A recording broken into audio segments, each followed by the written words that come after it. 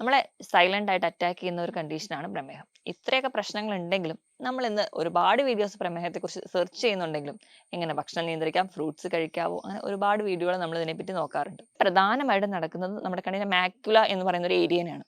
അപ്പം ഈ മാക്യുലേനെ ബാധിക്കുന്നതുകൊണ്ട് ഡയബറ്റിക് മാക്യുലോപ്പതി ഉണ്ടാവുന്നുണ്ട്. അവിടെയും അങ്ങനെ ഒരു കോംപ്ലിക്കേഷൻസ് പ്രസന്റ് ചെയ്യുന്നുണ്ട്. ഇതൊക്കെയാണ് പ്രധാനമായി കണ്ണിനെ ബാധിക്കുന്നത്. ഇത് കൂടാതെ തന്നെ ഈ പ്രമേഹമുള്ളവരിൽ കണ്ണിന്റെ പ്രഷർ കൂടി നിൽക്കുന്നത് കാണാം. ഇപ്പം ഒരു ഡയബറ്റിക് രോഗികളുടെ സ്കിൻ ആണെങ്കിൽ ഒരു ഡ്രൈ സ്കിൻ ആയി പോകുന്നത് കാണാം.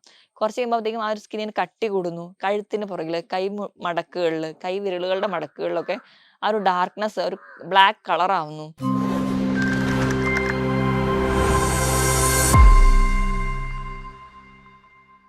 ഹായ്, ഞാൻ ഡോക്ടർ പ്രിയ, Q&B ഹെൽത്ത് കെയറിലെ ഹോമിയോപ്പതിക് ഫിസിഷ്യനാണ്.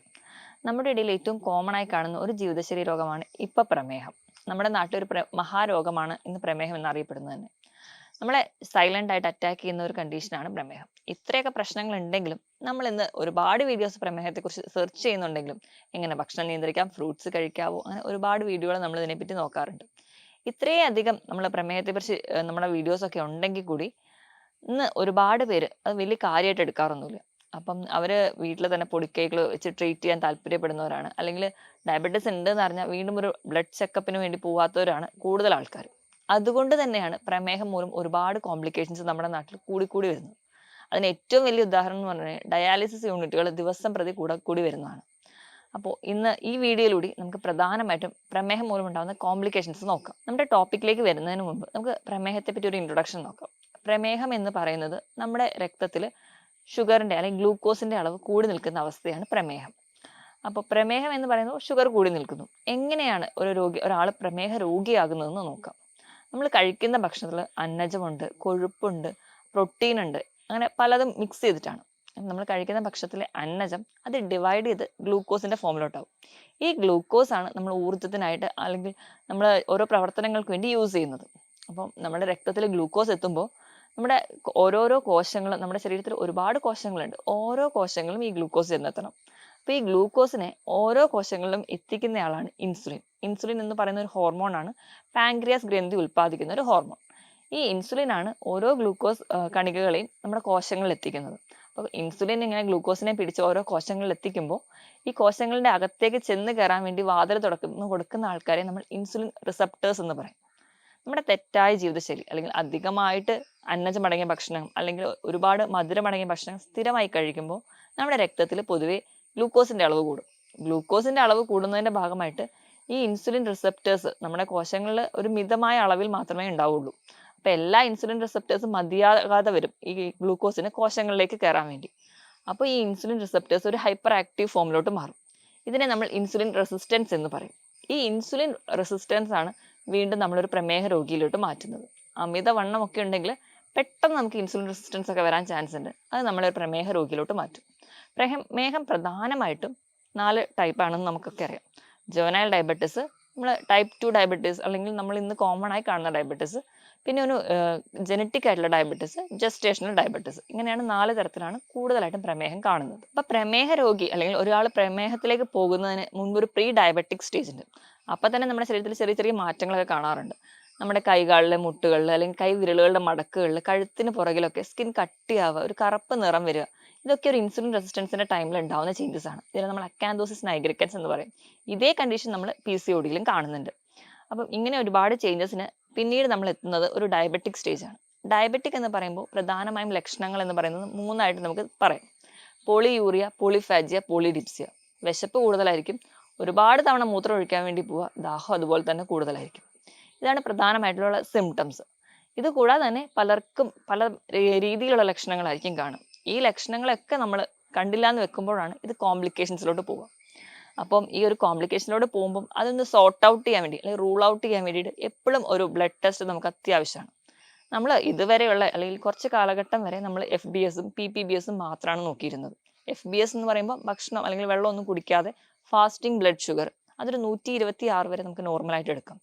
PPBS എന്ന് പറഞ്ഞാൽ ഭക്ഷണം കഴിച്ച് ഒരു 2 മണിക്കൂറിന് ശേഷം എടുക്കുന്നത്. പോസ്റ്റ് പാൻഡ്രിയൽ ബ്ലഡ് ഷുഗർ ലെവൽ അതൊരു 200 വരെയൊക്കെ നമ്മളൊരു നോർമലാക്കി വെക്കുന്നുണ്ട്. പക്ഷെ ഇന്ന് നമ്മൾ ഏറ്റവും കൂടുതൽ HbA1c-നെയാണ് ഡിപ്പെൻഡ് ചെയ്യുന്നത്. HbA1c എന്ന് പറയുന്നത് 3 മാസത്തെ ആവറേജ് ബ്ലഡ് ഷുഗർ ലെവലാണ്. അതൊരു 5.4 അല്ലെങ്കിൽ 5.7 വരെയൊക്കെ ആണെങ്കിൽ നോർമലാണ്. ഒരു 6.4 ഒക്കെ ആകുമ്പോഴത്തേക്കും ഒരു ഡയബറ്റിക് സ്റ്റേജിലോട്ട് എത്തി. കൃത്യമായ ഒരു ബ്ലഡ് ചെക്കപ്പ് ഒക്കെ ഉണ്ടെങ്കിൽ ഒരു പരിധി വരെ നമുക്ക് മറ്റ് കോംപ്ലിക്കേഷൻസിലോട്ടൊന്നും പോകാതെ തന്നെ പ്രമേഹത്തെ കൺട്രോൾ ചെയ്യാൻ പറ്റും. അപ്പൊ ആരൊക്കെയാണ് പ്രധാനമായിട്ടും ഈ പ്രമേഹത്തെ പേടിക്കേണ്ടത് നമുക്ക് നോക്കിയാൽ നമുക്കറിയാം. അമിതവണ്ണമുള്ളവർ, അല്ലെങ്കിൽ നമ്മുടെ മാതാപിതാക്കൾക്കോ നമ്മുടെ കുടുംബത്തിലെ ഒരു പ്രമേഹത്തിന്റെ പാരമ്പര്യം ഉണ്ടെങ്കിൽ, അല്ലെങ്കിൽ നമുക്ക് ജസ്റ്റേഷണൽ ഡയബറ്റീസ്, ഇപ്പൊ സ്ത്രീകളുടെ കേസ് എടുക്കുകയാണെങ്കിൽ പ്രഗ്നന്റ് ആയിരിക്കുമ്പോൾ ഡയബറ്റീസ് ഉള്ളവർ, അല്ലെങ്കിൽ ഹൈപ്പർ ടെൻഷനോ കൊളസ്ട്രോളോ ഒക്കെ കൂടി നിൽക്കുന്നവർ എപ്പോഴും പ്രമേഹത്തെ ഒന്ന് പേടിക്കണം. അപ്പം അങ്ങനെയുള്ളവർ ഇടയ്ക്കിടയ്ക്ക് ഒരു 6 മാസം കൂടുമ്പോഴെങ്കിലും ഈ HbA1c ഒക്കെ ഒന്ന് നോക്കുകയാണെങ്കിൽ അത് വളരെ ഉപകാരപ്പെടും. അപ്പം നമുക്ക് ഒരു കോംപ്ലിക്കേഷൻസിലോട്ട് പോവാതെ സോർട്ട് ഔട്ട് ചെയ്യാം. ഇനി നമ്മുടെ പ്രധാനപ്പെട്ട ടോപ്പിക്കിലേക്ക് കിടക്കാം. അതാണ് കോംപ്ലിക്കേഷൻസ് എന്തൊക്കെയാണ്. അപ്പം ഈ പ്രമേഹ രോഗികളുടെ കോംപ്ലിക്കേഷൻസ് എടുക്കുകയാണെങ്കിൽ പ്രധാനമായും 2 ടൈപ്പ് കോംപ്ലിക്കേഷൻ ആണ് കാണിക്കാറ്. ഒന്നാമത്തേന്ന് പറഞ്ഞു കഴിഞ്ഞാൽ അക്യൂട്ട് ആയിട്ടുള്ള കോംപ്ലിക്കേഷൻസ്. രണ്ടാമത്തേന്ന് പറഞ്ഞാൽ ക്രോണിക് അല്ലെങ്കിൽ ദീർഘകാലമായിട്ട് നീണ്ടു നിൽക്കുന്ന കോംപ്ലിക്കേഷൻസ്. നമ്മൾ അക്യൂട്ട് ആയിട്ട് എടുക്കുന്ന കേസിൽ ഫസ്റ്റ് വൺ എന്ന് പറയുന്നത് ഹൈപ്പോഗ്ലൈസീമിയാണ്. പ്രമേഹമല്ലേ എൻ്റെ പ്രശ്നം, അതുകൊണ്ട് ഭക്ഷണം ഒന്നും കഴിക്കണ്ട, ഇൻസുലിൻ കൃത്യമായിട്ട് അങ്ങ് എടുത്താൽ മതി എന്ന് ചിലരങ്ങ് തീരുമാനിക്കും. അതിൻ്റെ ഭാഗമായിട്ട് നമ്മൾ അധികമായിട്ട് ഇൻസുലിൻ എടുക്കുകയും വേണ്ട രീതിയിൽ ഭക്ഷണം പ്രോപ്പറായി കഴിക്കാതെ വരികയും അങ്ങനെ വരുന്ന കണ്ടീഷനിൽ പെട്ടെന്ന് നമ്മുടെ ഗ്ലൂക്കോസ് ലെവൽ കുറഞ്ഞു പോകും. ഇത് നമ്മുടെ ഹൈപ്പർ ഗ്ലൈസീമിയേക്കാളും വളരെ ദോഷം ചെയ്യുന്ന ഒന്നാണ് ഹൈപ്പോഗ്ലൈസീമിയ. പെട്ടെന്ന് ഉണ്ടാകുന്ന ഒരു ഷോക്കിലേക്ക് വരെ പോകാൻ ഹൈപ്പോഗ്ലൈസീമിയ കാരണമാകും.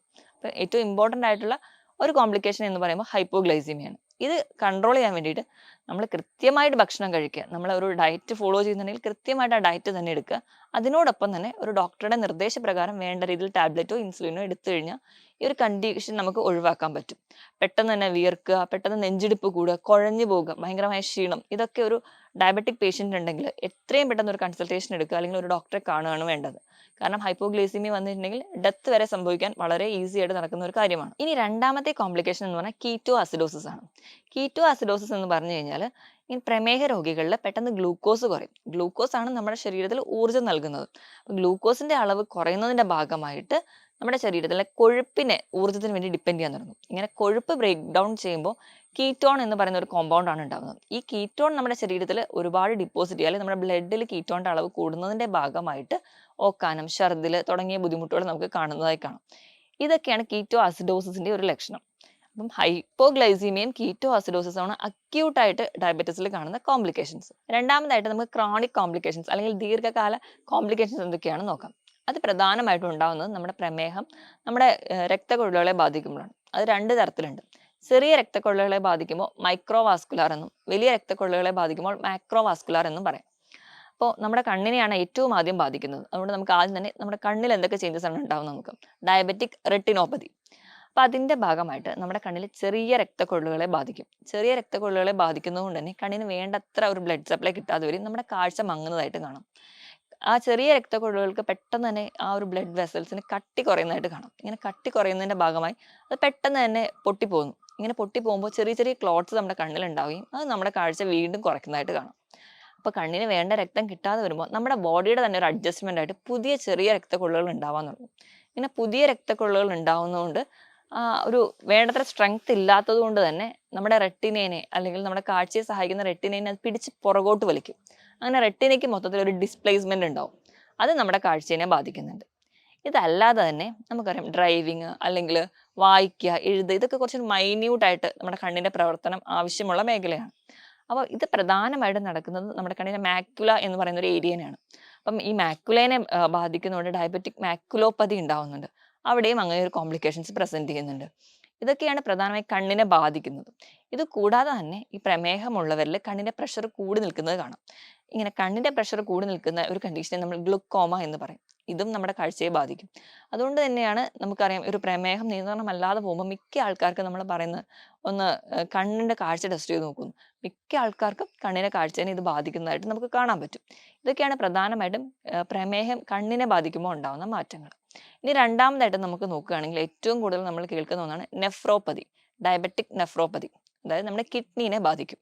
ഞാൻ ആദ്യം തന്നെ തുടക്കത്തിൽ പറഞ്ഞതുപോലെ ഇന്ന് ഒരുപാട് ഡയാലിസിസ് യൂണിറ്റുകൾ തുടങ്ങാൻ ഉള്ള ഒരു കാരണം എന്ന് പറയുന്നത് തന്നെ നിയന്ത്രണമല്ലാതെ പോകുന്ന പ്രമേഹമാണ്. അപ്പം ഇവിടെയാണെങ്കിലും ചെറിയ രക്തക്കൊഴലുകളെ ബാധിക്കും. നമുക്കറിയാം കിഡ്നി ഫങ്ഷൻ ചെയ്യുമ്പോൾ നമ്മുടെ ഈ രക്തക്കൊഴലുകളിലൂടെ രക്തം ചെന്ന് അത് അരിച്ച് മൂത്രമായി പുറത്തേക്ക് കളയാണ്.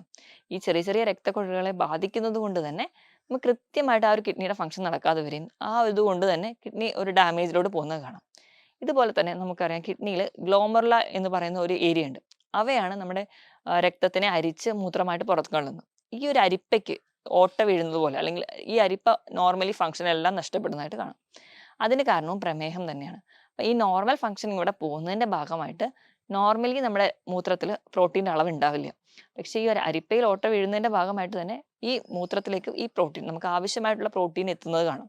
അതിനെ നമ്മൾ പ്രോട്ടീൻ യൂറിയ എന്ന് പറയും. അതിന്റെ ഭാഗമായിട്ടാണ് നമുക്ക് മൂത്രത്തിൽ പതയൊക്കെ കാണുന്ന ഒരുപാട് പേര് പറയുന്ന ഒരു പ്രശ്നം നമ്മുടെ ഇന്ന് എല്ലാവരെയും ഒരുപാട് പേരെ ബാധിക്കുന്ന ഒരു കണ്ടീഷനായിട്ട് പ്രോട്ടീൻ യൂറിയ പ്രസന്റ് ചെയ്യുന്നത്. ഇപ്പം ഇതുവഴി നമുക്കറിയാം കിഡ്നീനെ ഒരു പരിധി വരെ കിഡ്നിയാണ് നമ്മുടെ BP കൺട്രോൾ ചെയ്യുന്നത്. അപ്പം അതുവഴി നമുക്ക് നമ്മുടെ BPന്റെ റെഗുലേഷൻ താളം തെറ്റുന്നു. അതുപോലെ മറ്റ് പല സിസ്റ്റത്തിനെയും ബാധിക്കുന്നുണ്ട്. ഇനി അടുത്ത ഒരു കോംപ്ലിക്കേഷൻ എന്ന് പറഞ്ഞാൽ നമ്മുടെ ഹാർട്ടിനെ അഫക്റ്റ് ചെയ്യുമ്പോഴാണ്. ഇവിടെയും നമ്മുടെ ചെറിയ രക്തക്കുഴലുകളെയും അതുപോലെ തന്നെ ഹൃദയത്തിന്റെ പേശികളെയും ബാധിക്കുന്നുണ്ട്. ഇവിടെയും ഈ ഹൃദയത്തിന്റെ നാഡികളെയൊക്കെ ബാധിക്കുന്നത് കൊണ്ട് തന്നെ പ്രോപ്പറായിട്ട് ഹാർട്ടിന് ബ്ലഡ് സപ്ലൈ കിട്ടുന്നില്ല, അല്ലെങ്കിൽ പ്രോപ്പർ ഹാർട്ട് ഫങ്ഷനിങ് നടക്കുന്നില്ല. അതുകൊണ്ട് തന്നെ നമുക്കറിയാം ചെറിയ ചെറിയ ആൻജൈന പോലെയുള്ള അല്ലെങ്കിൽ നെഞ്ചുവേദന വന്നാൽ പോലും ഈ ഒരു നെർവിനെ ബാധിക്കുന്നത് കൊണ്ട് തന്നെ നമ്മൾ അറിയാതെ തന്നെ നമുക്ക് അറ്റാക്ക് വരും. നമ്മൾ സൈലന്റ് അറ്റാക്ക് എന്ന് അതിനെ പ്രസന്റ് ചെയ്യാറുണ്ട്. അപ്പോൾ ഈ ഒരു കണ്ടീഷൻസ് പ്രമേഹ രോഗികളിലെ മിക്കവാറും ഒരു പരിധി വരെ ഡെത്ത് സംഭവിക്കുന്നത് സൈലന്റ് അറ്റാക്ക് ആണ്. കാരണം അവർക്ക് നെഞ്ചുവേദന വന്നാലും പെയിൻ അറിയുന്നില്ല. അവരെ ആ നെർവ് എല്ലാം അവിടെ ഡാമേജ്ഡ് ആണ്. അതുപോലെ തന്നെ വേണ്ട രീതിയിൽ ഹാർട്ട് പമ്പിംഗ് ഒന്നും നടക്കാതെ വരും. ഹാർട്ട് പമ്പിംഗ് നേരെ നടക്കാത്ത രീതിയിലും അല്ലെങ്കിൽ അധികമായി നടക്കുന്നതുകൊണ്ട് പാൽപിറ്റേഷൻ ആയിട്ടും വീക്ക്നെസ് ആയിട്ടും ഒക്കെ പ്രസന്റ് ചെയ്യുന്നതായിട്ട് കാണാം. അപ്പം ഇതാണ് മൂന്നാമത്തെ ഒരു കോംപ്ലിക്കേഷൻ.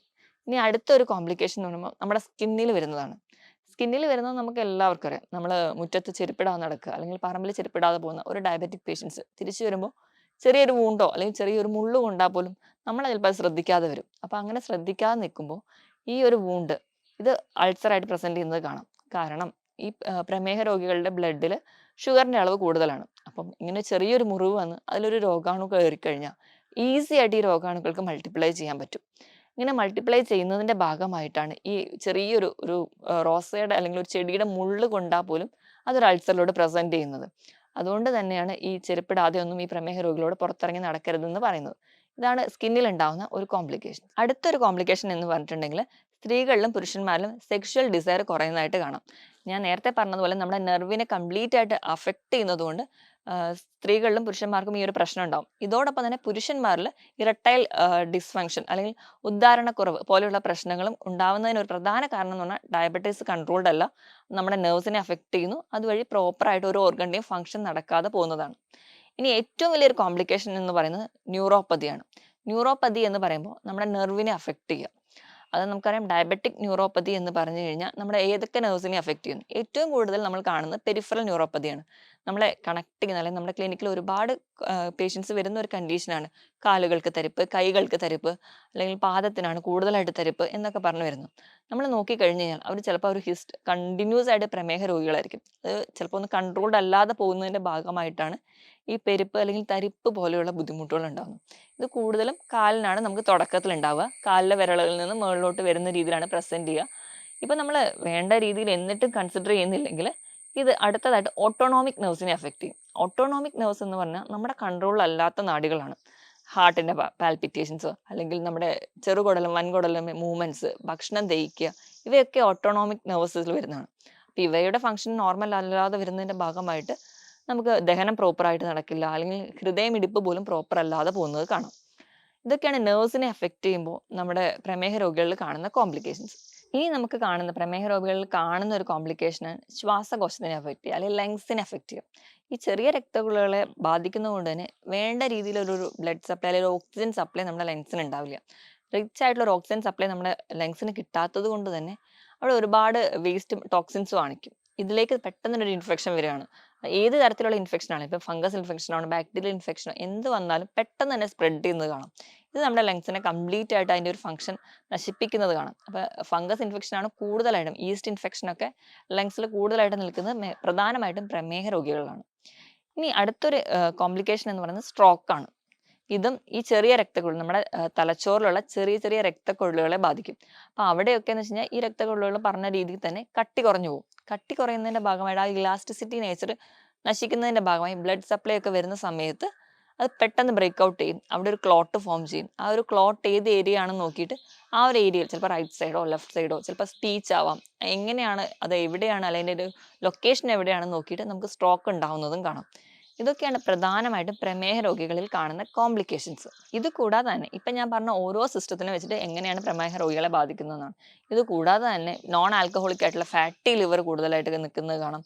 അല്ലെങ്കിൽ ലിവറിൻ്റെ മറ്റ് കോംപ്ലിക്കേഷൻസിലൂടെ അല്ലെങ്കിൽ ഗ്രേഡ് 1 ഫാറ്റി ലിവർ ഉള്ള ഒരാൾ ഡയബറ്റിക്കും കൂടെ ആയിക്കഴിഞ്ഞാൽ പെട്ടെന്ന് ഒരു എൻ സ്റ്റേജ് സിറോസിസിലോട്ട് പോകുന്നത് കാണാം.